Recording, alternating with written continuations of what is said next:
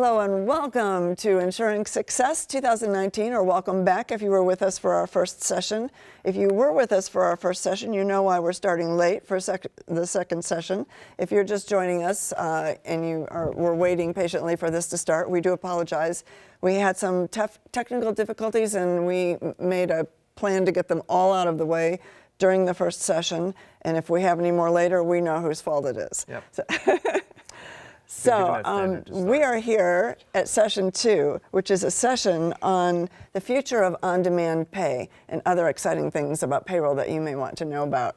And before we get started, I'd like to thank our sponsors for this event because they are the ones who are making this event possible for us, and we are so grateful to all of them. I'm going to read the list really quickly and then we'll move on with the session. So we are thanking our sponsors: Sage, BQE Core, eFileForBiz.com, Paychex, CPA.com, ADP, Xero, Chase Inc., Wolters Kluwer, Intuit, Gusto, Canopy, and Avalara. So thank you to all of them for making Ensuring Success 2019 a possibility and a success. And in particular, we would like to thank ADP, who is sponsoring this particular session, which is why we are dressed appropriately. And we have a sign behind us, and we're all set to go on behalf of ADP to talk about on-demand payroll. I'm also going to tell you real quickly how CPE works. If you're just joining us, we will give 3 codes during the session. They'll appear on the bottom of your screen. I'll call attention to them to make sure you're looking at the screen when they appear. You need to write down those codes. And when your day is over and you've seen all the sessions you want to see, you'll go to the CPE tab at the top of the Ensuring Success page, and that will open a form for you where you can enter all the codes for all the sessions you attended, and that's how you'll get your CPE certificate. So you can find us at info@ensuringsuccess.com if you have any questions. And we're going to move forward right now, introducing our speakers. We have with us today Sean Duncan and Erron Stark, and I'm going to have them tell you just a little bit about themselves. Awesome. So, Gail, thank you for having us. Really excited to be here. Erron Stark, I'm the DVP of Channels with ADP in our small business division. And I've been with the organization for a little over 14 years, had multiple leadership positions throughout the organization on the sales and the operations front. And my core job function today is ultimately to work with partners to deepen our relationships, to drive productivity on both sides, right? Both for us and our partners. So specifically within the accountant community is to develop programs and products and solutions to help both of our organizations accelerate our growth for the future. Cool. Excellent. And my name's Sean Duncan. I own SMD Consulting and Accounting, actually here, a local CPA firm in Frisco, Texas. We specialize in the business consulting. While we do have a background in the tax, it's really about the tax strategy, the life-work balance, the cash flow.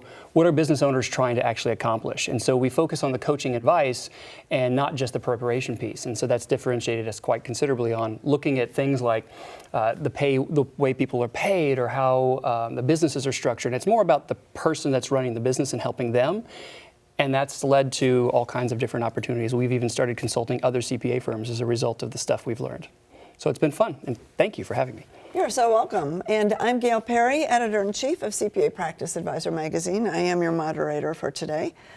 So as we start talking about payroll, before we talk about where it's going, can we talk a little bit just about the history of what payroll has been and what it's been, I think, for like ever?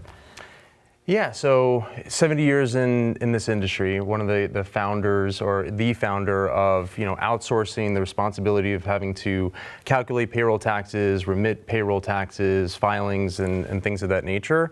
It's interesting when you think about the evolution of where payroll has come from.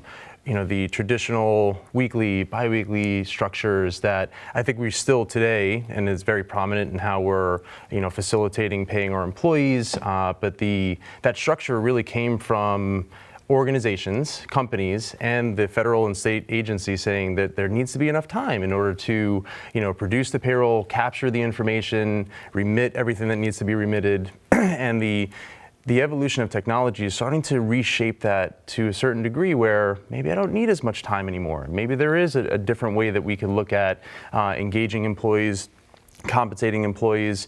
So I think what we're seeing today is this rapid evolution of the composition of the workforce, where previously payroll was driven by federal regulation, state regulation, which it still is today, but also the organizations and their need to have enough time to produce, what needed to get out to both the employees and to the respective agencies. And what we're seeing today is that the expectations of the consumer, which are also the employees, are at a little bit of a faster pace. And that might require certain organizations to change their fundamental thinking of how they actually pay people today. Pretty interesting. So you mentioned that there's an evolution of the workforce and kind of a change going on. What can you go into a little more detail on what that entails? For sure. So it's the composition of the workforce. So if you think about the new millennial generation that's going to, in one way, shape, or form, dominate the workforce, with 25% of the current workforce today being over 55 years old. Combine that with Gen Z, there's just going to be a new look and feel to the workers that organizations are looking to attract, retain, and develop.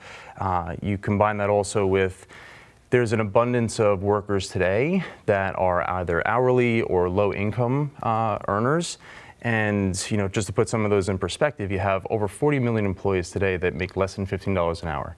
You have another 40 million that make less than $25 an hour. 2 out of every 3 employees today are living paycheck to paycheck. So there's a stress within how people are getting paid. So you combine that with the millennials and then throw into the loop this new explosion of the gig or contingent workforce, a fancy way of saying 1099 contract workers. It's really just reshaping a lot of the expectations, the needs, and also what people are demanding from employers on how they engage and ultimately how they get paid.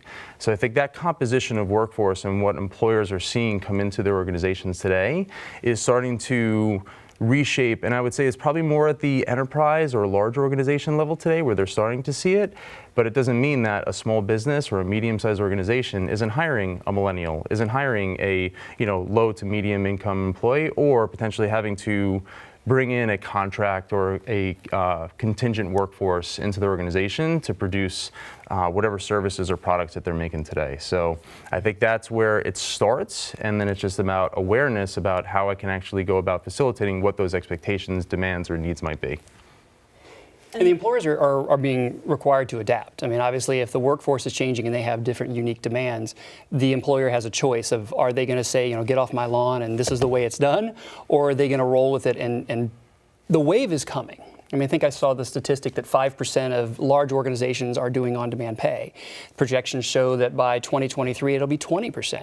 Well, that's not obviously the entire workforce, but it's still a very substantial number. And if that shift is already happening, the small business owner, the medium-sized business owner, they need to adapt, and they need to decide what fits them the best. So it's coming. Now, as the business owner, you have a choice. Am I going to make the change, or am I going to roll with this? And then we as advisors and CPA practitioners, we're there to advise. We're there to help them out, help them make that decision. Is this right for you? So it's coming. I mean, the history of pay has been what it was, but we can't lock ourselves in that tradition. We have to decide where are we going in the future, and not this is the way it's always been.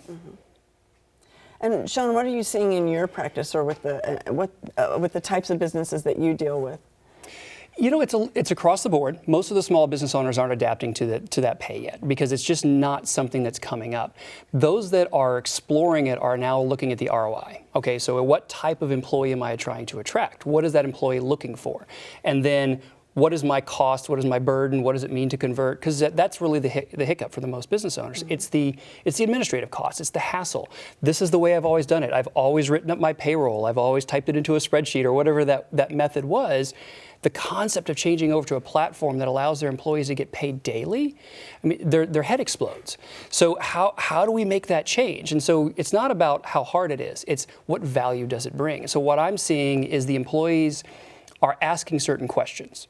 Gosh, can I get an advance on my pay? Because I really, really, really need X. And there's a real demand. And Erron was mentioning that how so many employees make less than $15 an hour, waiting 2 weeks to buy diapers or medicine may not be an option. And their option is to go get payday loans. Well, that's not advantaged. So how can the employer be a resource for that employee? And then we're getting into conversations of how sticky that employee is. What's the tenure going to look like? If I'm the employer that offers you daily pay because now you have flexibility to meet your personal demands and needs, where else are you going to go? right? You've got this great employee that you want to keep, and they try to go get another job, and just at the big corporate level, only 5% of the companies are an option for them if they want to maintain that. You have a really unique competitive advantage. So we're having conversations around the strategy, and we're having conversations around the ROI. What does it mean to make the change? And it's exciting. It's exciting to be at the forefront of something that's shifting. And for the small business owner, it's both exciting and terrifying, but that's welcome to being a small business owner, right? Yeah. Yep. So tell me more about on-demand pay and what that is and how that works. What are the mechanics of Yeah, so I think there are multiple layers of on-demand or flexible pay options. So I think what Sean was alluding to before, this on-demand where I work today and I get paid today for those hours worked or for whatever the allocation of my time was for that respective day or hours that you could potentially be working for.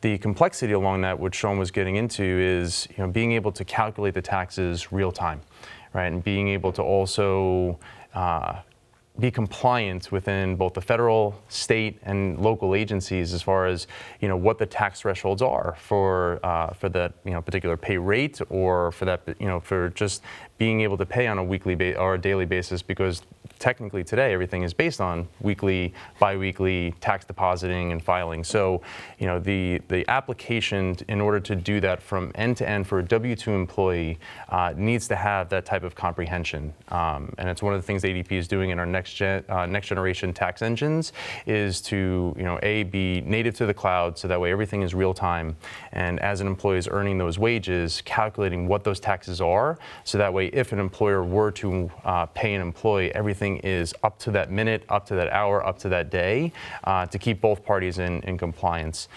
The other part of on-demand or flexible pay options is how I get paid. So, you talk about the evolution of pay. It started with, either cash or checks, then it went into direct deposit. Now you're talking about pay cards or digital payments. And it was ironic, CPA Practice Advisors just launched an article talking about, some of the cryptocurrencies that could potentially be part of payment as well.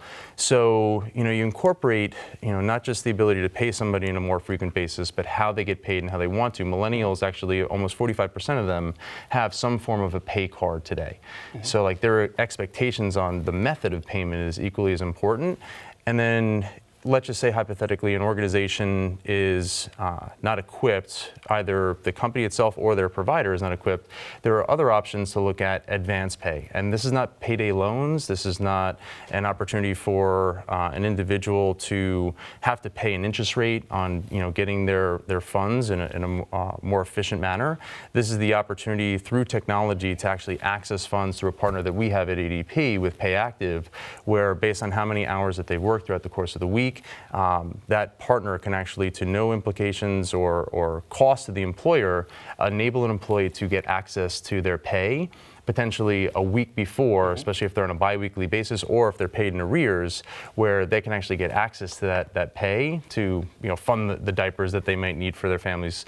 It's interesting that when you look at the payday loan or overdraft industry, it's a $38 billion industry. So the financial stress that puts on employees, if you as an employer can offer solutions to give access to their pay in a more efficient and effective manner at a low cost, if at no cost, think about how that impacts your ability to attract and retain talent, especially when you look at today's labor market, which might be the tightest in the history of our country, 50-year unemployment low. Like, these are things that organizations should start to consider when they look at what we were talking about before, that composition of their workforce. So you mentioned advance pay, which is different from a on-demand pay. Well, and it's different from an advance that an employer. I mean, in the old days, you could always go, fall on the, mercy of your employer and say, hey, I really need $100 bucks. But this is actually a process. I mean, that's a program as opposed to, a one-off loan from the employer. Yeah, and it's all facilitated by the employee, again, through the use of applications and mobile technology. They can see how much that they've worked so far for that, for that particular day or week. It'll calculate what the earnings will be at the end. and then you can just request a certain percentage of that. It's almost like an ATM fee. You know, if you're to go to a foreign ATM and you have to pay that $2 or $3, that is the flat rate transaction that you do, as opposed to a percentage and having to pay it back in a certain amount of time. This is money that you would have earned. So that partner facilitates that payment to the employee. There's zero implications to the employer. And then when the final transaction of actually producing the weekly or biweekly payroll is completed, as opposed to paying all of the funds to the employee, I pay you whatever the remaining balance is, and the partner theirs, and everybody's happy. I, as the employee, had access to funds that I would have normally gotten in a week or 2 weeks. The partner is obviously happy with their fee structure, again nominal, but you think of all the transactions at the employee level, and the company is happy because now I'm offering a benefit. When you think about, again, the composition of the workforce, not everybody is excited about making more. And not to say that compensation isn't important, but that's not what drives everybody today. It's, the benefits and the perks and what I'm working for. When you think about ADP's tagline of always designing for people, like, it starts with the employees, right? And I think that's really changing how organizations used to think about the perks that they would offer. It would be, this is important to me. And now if you're not offering things that are important to the employees, if you're not listening to that audience, you're going to have a hard time finding the right people. You're going to have a hard time attracting them into your organization. And then you're going to even have a harder time keeping them within your organization. So I think what's exciting about this is that it's going to enable organizations to offer things to their employees that may not cost them a fortune, if anything at all, and be something that hopefully makes them even happier in their day-to-day lives. And what's kind of cool about it is, of course, the traditional way of doing that, hey, can I have an advance on that money? Then you got to journal that. Then you got to figure out how that's going to do. And you got to true that up. Platforms exist now. That accounting, that manual part, because I will say that I've had many small business owners, don't want to do an advance because now I got to book the liability and I got to remember. And it's hard being a small business owner. You're wearing 8 million hats. This is now handled. It's all part of the platform where the employee says, think about it. If an employee wants to go on their payroll and get a loan from their 401k, a lot of times now they just go in and do it. Employee of mine took a loan the other day off their 401k. I didn't know it until I saw it on the reports, right? I didn't have to administer that. The same thing with the advances. And you're right, it's no longer an advance like a loan. It's not the same administration. It just sort of happens and trues up via the platform. Obviously, you're not sitting in there with spreadsheets in green bar paper or anything like that anymore. But it still feels like, oh my gosh, I got to keep track of this. And now you don't. And that's what's interesting. And then you get into the tactical decisions of how I do this. You mentioned the difference between advances and advance pay and the concurrent pay and the on-demand. You don't have to choose them all. You could choose them all. You could create them all. You, as the employer, get the choice to figure out what fits and suits your employees and their needs, how you can best support them on where they want to go. And then, like Erron had mentioned, and the method of payment. Do your employees use pay cards only? Do your employees do ACH? Do your employees want a pile of nickels? Okay, we're not going to do the nickels. Okay, we're going to hold off on that one. But you get to work to that methodology. And again, it's all built in the platform. I had one client that was talking about the fees. The fees bothered him that the employees have to pay this ATM-style fee. And I love that analogy. You don't have to. The employer can actually pick that cost up. If you have no cost for the administration because it's already built into your platform, and now you know that on average your employees are going to take 2 advances out a month and that's going to cost you $5, you could choose to pick that up and now up to a limit, and you can customize this. This can be what you want it to be, and it's really a lot of toggles and features that go with the software. And that's where it gets really exciting, because thinking of all these conversations, and just as recent as 10 years ago, I would have bailed on it. If my client had said, hey, I want you to help me with the accounting on this, the fee that we'd have to charge to administer, that just would have been terrifying to them. Now, it's not a barrier, and now we can figure out what fits the best, and that's where it gets fun. Cool. All right, we're going to take a really quick break here. We have a word from our sponsor, ADP, and then right after that, we'll be back with your first CPE code for this session. So we'll be right back. Cool. Awesome.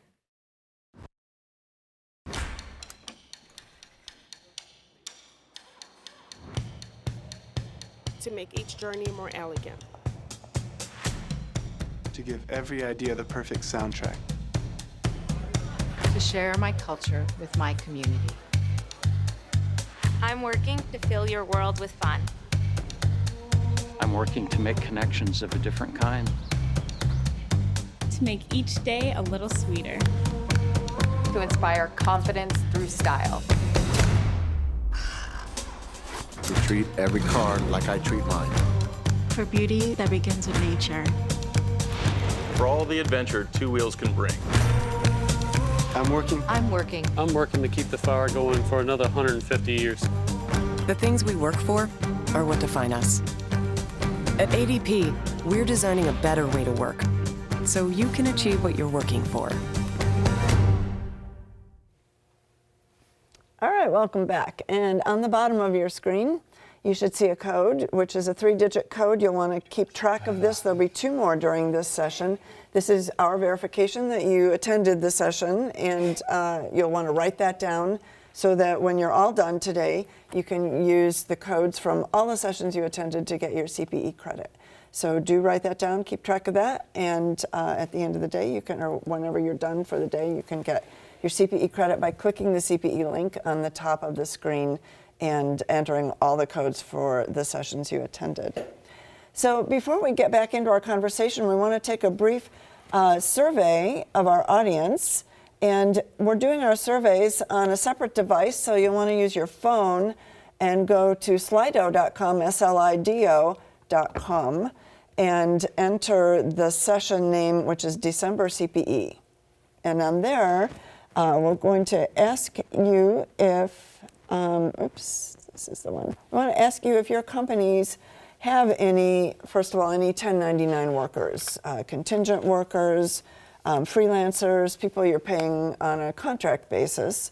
And we'll leave that poll up here for a couple minutes, and then we'll check back and get the results from that. So it's slido.com and December CPE to get you into the poll. And meanwhile, let's dig a little bit deeper into the concept of on-demand pay, and if we can talk a little bit more about the benefits to employees and maybe different benefits to different types of employees. Yeah, so I mentioned earlier that if you just try to segment them into those different populations. So millennials, it's more of an expectation, right? Mm-hmm. Like this is a generation that has just this Amazon Prime mentality where I do something today and I should expect it within an hour, arriving at my doorstep. And there really isn't a big difference between the consumer mindset and then the employee mindset, which is once I start to do this work, I probably should be expected to get paid for it. What started a little bit of that mentality also is the other cohort in the gig or contingent workforce. So as you post that question to the audience, 40% of the population in one way, shape, or form is going to be a freelance employee by no later than 2020, which is in about 5 minutes. So when you consider the fact the 1099 contract worker, contingent workforce, gig economy, or formerly known as the side hustle, right, where everybody today is doing a W-2 full-time job or part-time job, but then I'm an Uber or Lyft driver on the side. And Lyft, if you were to just use one example, when they introduced Express Pay, 50% of their workers within the first 9 months of offering it signed up for that pay methodology. And that's not a small population. You're talking about 50,000 drivers that half of them said, I want to get paid right now as soon as I do that. The delineation between now that contingent worker versus W-2 worker is becoming more gray, where I am both a W-2 employee and a contingent worker. So why should the way in which I get paid be any different? So, and again, it's because of that newer generation of thinking, new generation of workers that are coming in that is expecting that customization, that's expecting the choice, right? Like they want to have that flexibility. The next group is that hourly or that low income worker where there's just more of a need for it. And I mentioned this a couple of times where if you have a heavy concentration of that type of workforce and you're looking to hire people that are talented, and regardless of how much that they're making, like the reality is there's different skill levels and different talent that you're trying to bring in to drive productivity within your organization, whether or not it's one of the clients that you're serving, or your firm is we're speaking to a lot of accountants on the line right now. So the opportunity for me to bring in those skilled workers, but when you think about what I had mentioned before, $38 billion in payday loans and overdraft fees, like that creates stress for a particular population. If you think about the actual demographic that takes the most payday loans, it's working moms. They are the ones that are typically in need of access to funds, whether it's for diapers or formula. Having my third child, like I know how expensive those things can be. So the ability to offer those types of benefits, it's not just about being able to attract and retain, which is very critical. It's also about how can I reduce some of the stress levels of my employees, because if they're stressed out about the fact I have less than $400 in my savings account, which 2 out of every 90 million employees have less than $400 in their savings account today, and I can't afford my next utility bill or whatever the case may be. If you can help them reduce, not eliminate, and Sean and I were talking about that before, but if you could reduce that stress, think about the productivity gains that you can achieve as an employer by helping your associates or your employees by reducing that. More productive at the office where I'm not thinking about that creditor that might be calling me. You would think, naturally or logically that because I need more money that I would not be absent from work. The actual absenteeism is higher for those that are financially stressed than those that are not.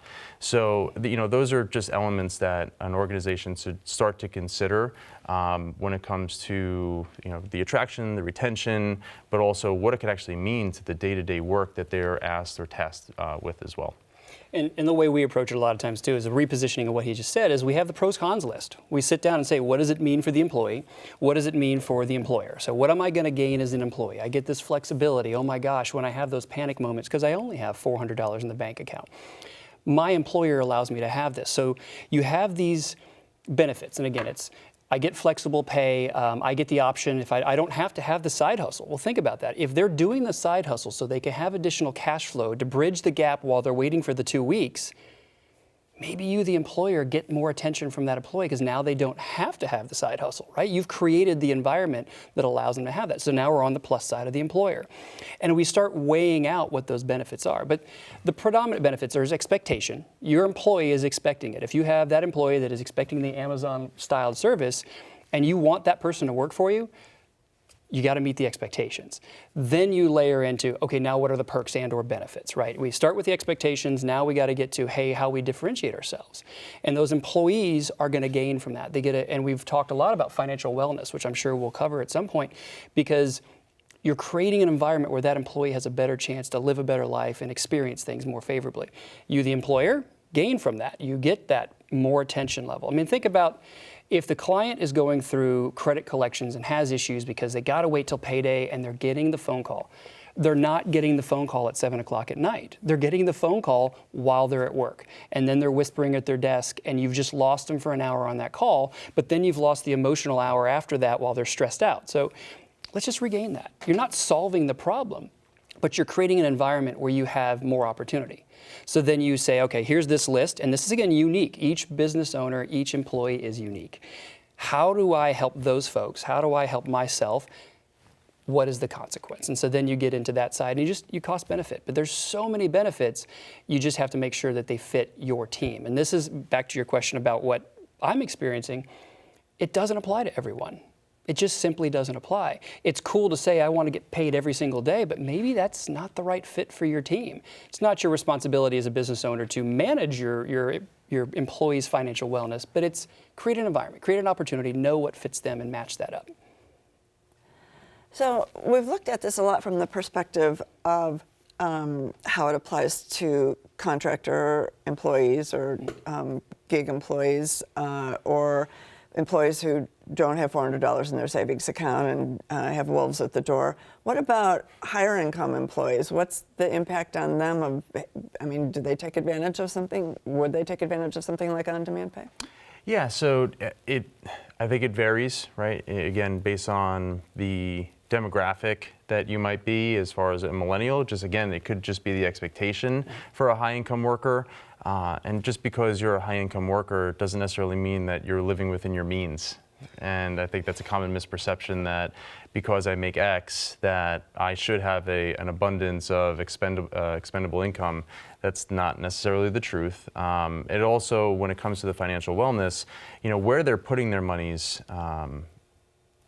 as a high-income worker is, or how they're being guided is different than it used to be in the past. A baby boomer or Gen Xer, I typically would navigate towards a financial advisor or even an accountant to give me the guidance and appropriate advice on where to put my money, how to spend it, et cetera. The newer generation, regardless of income, but even for a high-income earner, they're looking for guidance from a lot of different populations. A payroll organization could actually give them guidance, right? If it's done through technology, they're more willing to actually give access, to their information in this data security society that we live in today. When it comes to payroll and it comes to how much money that they're making, they're actually willing to share that with the payroll organization or with some of the technology partners that we have to leverage the artificial intelligence and machine learning that can basically say, based on X, you should be putting Y here and allocating Z here, because again, if you just focus on that millennial population or the Gen Z population, which I spend time talking about because it's going to comprise of so many of the workers that we either are currently employing or the ones that we will be hiring.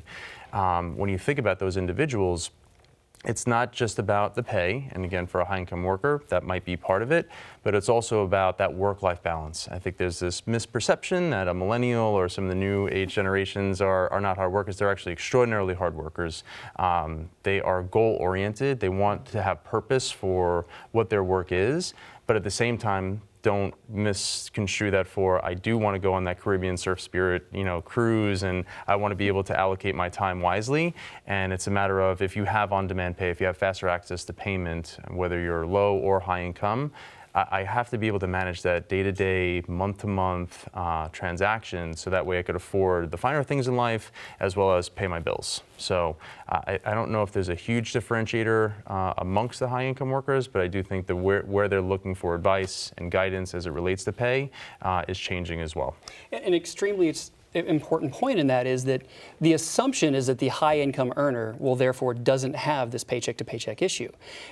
The high-income earner is like a goldfish in a bowl, right? It grows to the size of the bowl, and you put a new, bigger bowl, it's going to grow. So it's like all of us. You make a little more money, you find new ways to spend it.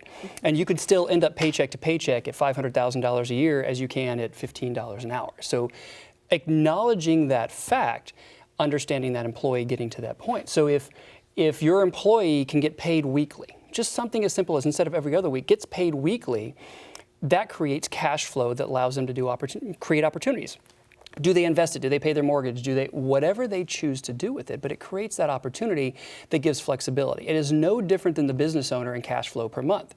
If all of your clients, I'm sorry, they're only going to pay you on the first of each month, imagine the stress and terror that comes as a business owner. Oh my gosh, I got to go 30 days and I got payroll to do, and the exact same issue happens with those individual employees. And so the dollar amounts, the issues change, but the issues are the same. It's this weird dichotomy of, I still have paycheck to paycheck issues. We all have issues. The company, business owner that makes $3 million net income a year may still have cash flow issues. That doesn't mean it's any greater or worse than the person that has cash flow issues because he can't pay the utilities. It's the same mechanics. And so understanding that dynamic and working with your crew, that's when it really brings value. So it's the same set of circumstances, just different levels. So is this being driven by the fact that technology now has caught up to this process? Because like you said, if you were doing this by hand and you had 50 employees and they all wanted to take out, different amounts of pay every day or every couple of days, it would really not be fun. Yeah, I think what would probably be perceived as archaic fashion of how payroll was calculated in the past wouldn't even resonate with a newer age employee, because I have my applications, I have my phone, everything's automated. Technology should be able to do that for you. So why is it that it would take so long for you to give me my pay? And the implications of taxes are not necessarily as prevalent as they were because of the gig and contingent workforce, because they're not paying taxes when they get paid. And I think those those conjoining factors are shaping this particular area. But when it comes to where we're seeing it, it's just like anything else. The larger organizations are the ones that are probably seeing it first. We're starting to see large franchises have to start to offer this as a differentiator. You see certain pizza franchises that are actually offering on-demand pay, and you may not see that in the local pizzeria though. But I've heard that like Walmart, McDonald's, the big, huge chains are doing that. So what happens is, and again, it's just like anything else, and it's just like, in this particular profession where you work for a large firm and then you take that, those best practices and you bring it into potentially your own individual practice of what you've learned in some of those larger institutions. The same is going to happen here, where you have employees that work for those larger franchises or work for those larger organizations, and one day they wake up and they're looking for a new job, and that might be with a small or medium-sized organization, and hey, you don't offer this?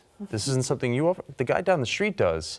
And he may be one of 10, one of 100 people that do, but that might be what, the straw that breaks the camel's back for me to hire or find the right people. So I don't think that a lot of small businesses are seeing it today, especially, being that that's the concentrated focus that I have and the concentrated focus of a lot of the accounting partners that I work with, even in conversation with Sean. I don't think it's a prevalent conversation that they're proactively bringing up. I, as a client, am saying, I don't know what to do here. This employee's asking for on-demand pay. So I think it's a huge opportunity for us to maybe get a little bit ahead of this bell curve, to start to proactively solicit those questions to say, what does your composition of workforce look like? And how are you thinking about this if an employee were to ask you for that type of asset? And I think at minimum, it would provoke thought. Mm-hmm. Yeah, I want to say in the core of your answer is, oh, absolutely, it's technology. I mean, that was the barrier, is you have to either have your accountant or your owner do this work. That's gone. But, and to Erron's point, and this is where I start to see it, not just talking about the business owner. I was giving the pros and cons for the employee and the business owner. Now speaking to the practitioner, the conversation's not coming up. The client's not bringing it up yet. And if they do, it's so intermittent and random. How amazing would it be, you, the advisor, you, the practitioner, to then bring that up into your planning meeting? Have you ever considered the advantages of on-demand pay? And what would that mean for your employee retention? I mean, how many times have you had a conversation with a client that's employee retention, employee attraction is an issue? This could be your tactical advantage to roll out a consulting project for your client. It generates revenue because you've now differentiated yourself from the other practitioners because you're bringing up a topic no one else is bringing up. This isn't bleeding edge, but boy, you are sure ahead of where this is going. It's going to happen. What if you're the guy or gal that is the one that's bringing it up and you're the only one in town that's bringing it up, and the word gets around to every pizza joint and every dry cleaner and every restaurant that has these employee issues that, oh, my guy's the one that handles that, or my gal's the one that figured this out. This is a practitioner opportunity as well. It's not just about how the employer hires the employee. It's how you, the practitioner, identifies the value for the employer and the employee, and then also discusses the risks. There's always a plus and minus to everything, but wow, how amazing would that be that that's the topic you bring up that they've never heard before in their entire life. And we already know the tech is there. It's not like we're talking pie in the sky that, well, the big four can afford it, but by golly, one day we'll have it. No, it is right there on a platform that you can roll out with what you've already got. Now, if you are doing the green bar paper version of it, please stop that. That's ridiculous. Move on to something else. But it's really this amazing opportunity for us to differentiate ourselves as practitioners because there is a value here. And for those that know me, we talk about productizing and creating opportunities and revenue streams that are different and distinct. We focus on the consulting. Make it a product. Here's how I'm going to do this. Here's how I'm going to roll this out. You create that process that describes every little step. You coordinate with ADP or whomever that this is what we're going to do, and you make it so smooth and seamless and easy to the client. Think of the win you've just gained. Mm-hmm. And then you will never lose a client because you're the guy or gal that came up with this amazing opportunity to make their employees happy. And if you make their employees happy, it's like, if mama's happy, I'm going to be happy. Well, if the employees are happy, the owner ends up being happy too. All right, well, great. We're going to take another little break. We have another word from our sponsor, ADP, and when we return, we'll show you your second CPE code for this session. So we'll be right back. You're an accountant. You've only got so many hours in a day. How you invest those hours helps determine the impact you make on your clients' businesses. And the more time you invest in administrative tasks, the less time you have to deliver real strategic value. That's why we created Accountant Connect from ADP. Designed by accountants for accountants. This award-winning tool is here to give you back your valuable time. A single cloud-based hub where you can review your client's payroll data, process payroll, analyze compensation data based on nearly 30 million employees in the U.S., and access all kinds of industry-leading and time-saving resources right at your fingertips 24/7. Log into your Accountant Connect dashboard, and you've got everything you need to manage your clients, whether they're on Run powered by ADP or ADP Workforce Now. Get client overviews and notifications for account-specific details that need your attention. You can even research clients' tax notices and amendments. Run or schedule single or multiple reports for multiple clients. Access general ledger files to import payroll data into your accounting software. You can also map the payroll data to the general ledger chart of accounts. Process payroll for your Run powered by ADP clients. Easily request permission to add your clients to the dashboard and refer more clients so you can access all your clients' data in one place. With resources like compensation benchmarking, you can help your clients with strategies to attract and retain talent based on current payroll data. You can even drill down into overtime and bonus data. And when it comes to state and federal taxes, you'll have access to resources and forms when you need them. Tap into the CCH Resource Library, powered by IntelliConnect, for the latest resources on tax reform and more, all from industry leader Wolters Kluwer. You can also pop up your favorite calculators and access popular industry reports from IBIS World to help you improve your strategic consulting with your clients.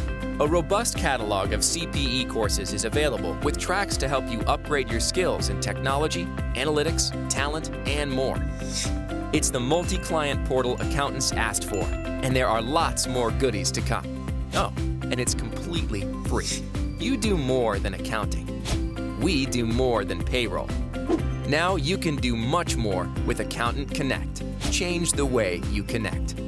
Accountant Connect from ADP.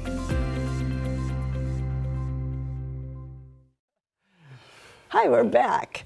All right, thank you for watching that message from our sponsor, ADP. We're so pleased that they are sponsoring this session with us. And on the bottom of your screen, you should see the second CPE code for this session. So be sure to write that down in conjunction with the first code that you already wrote down. There'll be one more before the end of the session, and those will be the codes you need to get CPE credit for this session. I just want to mention our survey results real quickly, if I can get back to them here.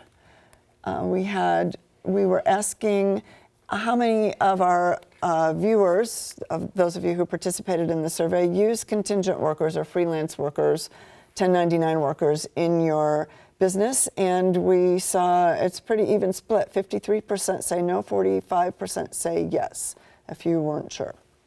So that's an interesting split, but that's a lot of people who've got contingent workers in their business. So we've talked a lot about the concept of on-demand pay from the employee perspective. Let's go in a little deeper on what the challenges are that are facing employers and what the attitudes are too, because I can just hear this as one of those things that baby boomers say, well, those millennials, they can't wait 2 weeks for their paycheck? What? So what are you seeing from the employer perspective? Yeah. No, Sean, go ahead. Well, I was going to say this. Administration is the starting point, right? Anytime you're making a change, so this is the way you've done it. This is how I've run my business. This is the way it's always been. By golly, shucks, get off my lawn. That's fine, and I understand you created the business, but the things are changing and shifting and pivoting. So the consequence is cost, right? Cost and time and productivity that comes with any pivot. It doesn't matter if you're changing tax software. It doesn't matter if you're changing practice management software. We're changing a payroll platform, or we're enhancing an existing payroll platform, and that is terrifying. I mean, that's stressful, and it's like, oh my gosh, what if it goes wrong? universally, things will eventually go wrong in a company. I mean, if you're a business owner, whether you're a CPA practitioner, business owner, or your client is a business owner, you're going to make mistakes. I'm not saying this is a mistake, but you cannot be so fearful of this administration or loss of productivity or the cost without understanding the other side of it. So for the employer side of it, it almost always goes across with platform. It starts with platform. One of the other consequences that I've seen on the employee side that trickles over to the employer, I've had this dialogue on something similar. There's actually some studies, and forgive me, I don't remember the doctor that did the study in California, but it was essentially saying that when you start paying an employee daily, just using the on-demand pay example, you actually might be hurting them because that every 2 weeks pay, they know the money's coming, so they start to think about budgets and timing. Okay, well, oh gosh, this is going to come up in 2 weeks. I got to figure out what to do with it. And they start getting into a budgeting mindset. But if I got $5 in my wallet, instead of waiting for $25 on Friday, I might buy the Starbucks. And it actually can foster irresponsibility. Why do the credit card companies let us have easy access? Because they know you're going to run the card up a little bit more than you would if you were paying cash. Why did grandma tell you always only spend the money you have? There's a logic to that. And that's actually starting to show out a little bit on the employee side. That the employee might be spending a little bit beyond their means and not thinking about the budgeting and getting themselves in a worse problem than they were before. The employer side, to the heart of your question, the employer sometimes takes on the burden that, oh my gosh, how do I prevent them from doing that? Do you truly have a fiduciary responsibility to prevent your employees from making a mistake?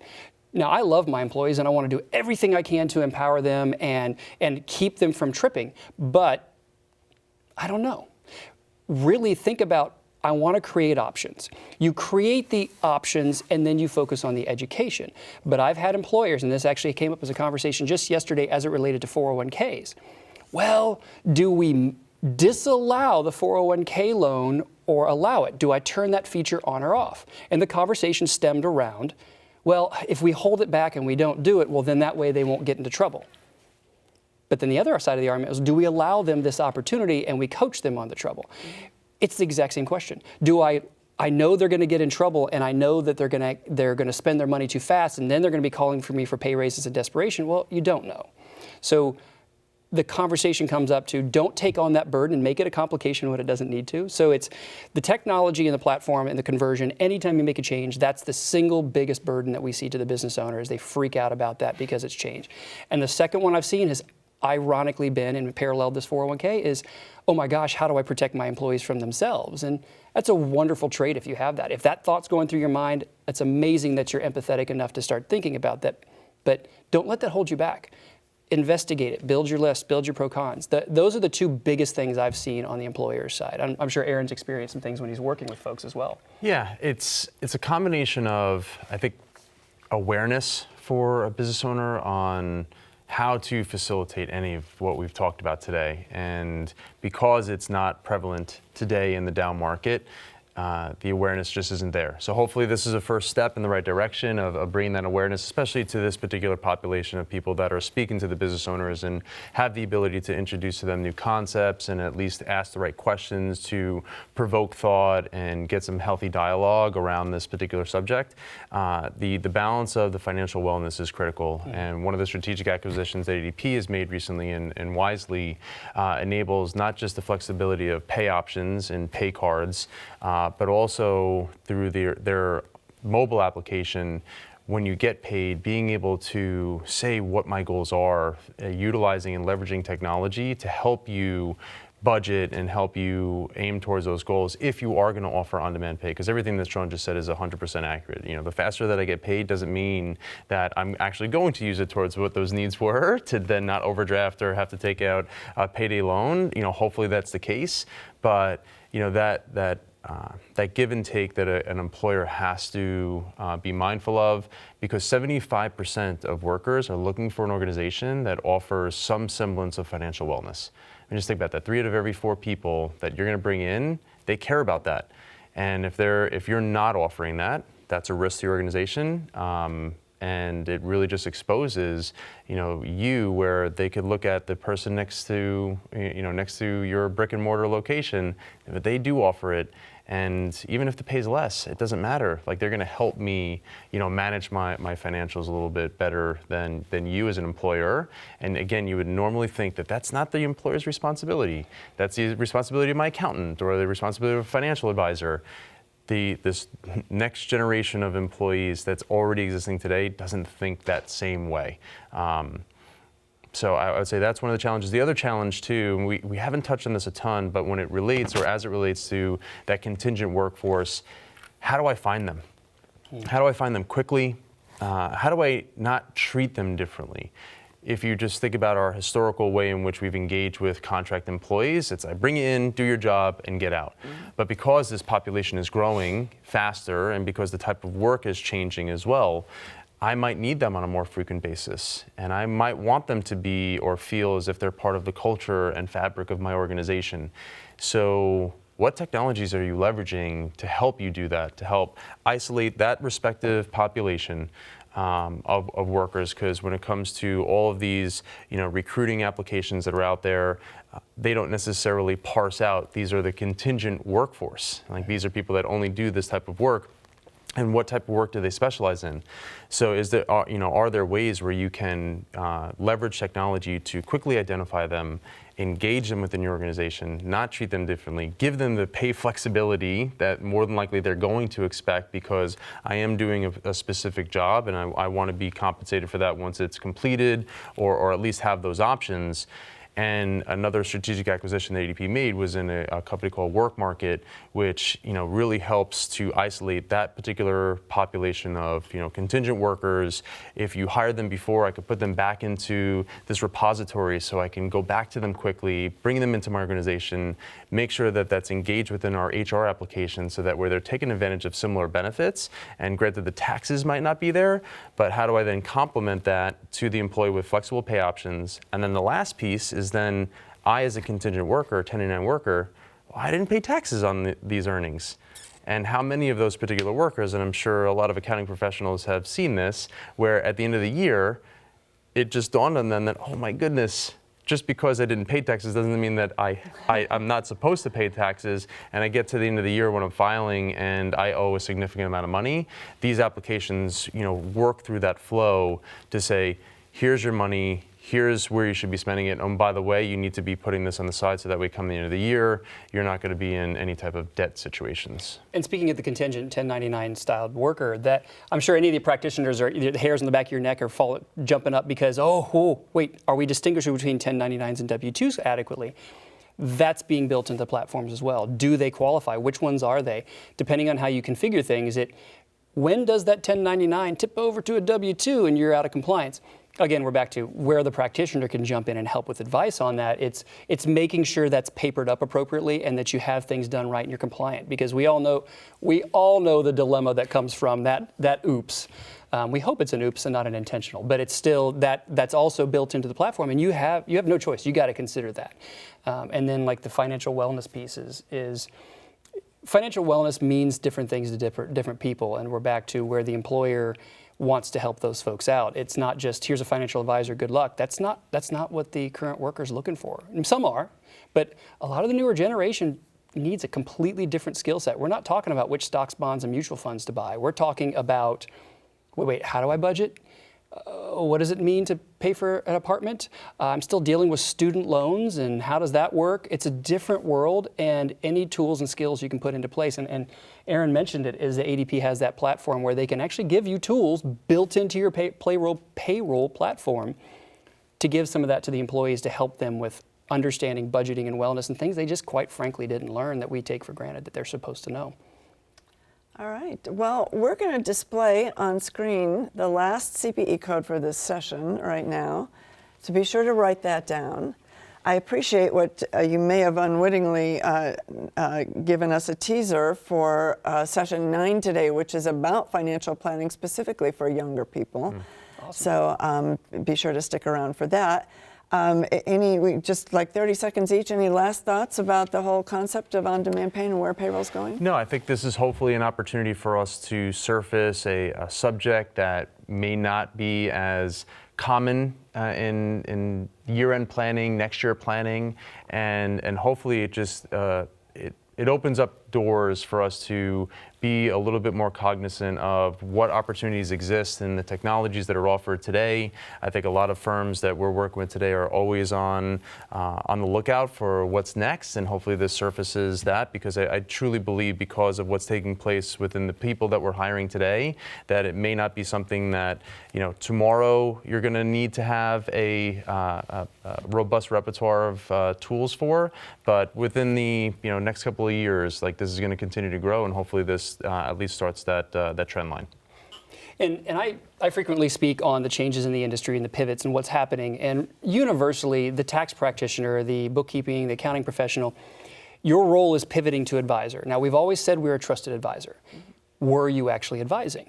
So you're going to need to advise more. And every new facet of business that you can have knowledge of to bring value to that client differentiates for you. It creates revenue.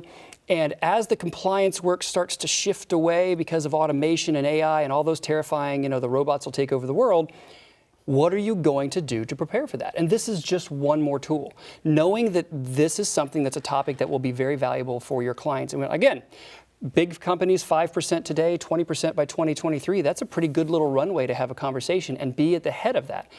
Maybe it's tax strategy, maybe it's cash flow, you choose, but this is an opportunity for the practitioner to take this knowledge and say, I'm ahead of the curve, and who knows what opportunities you create for yourself with that. And this is just one more topic that makes you more powerful.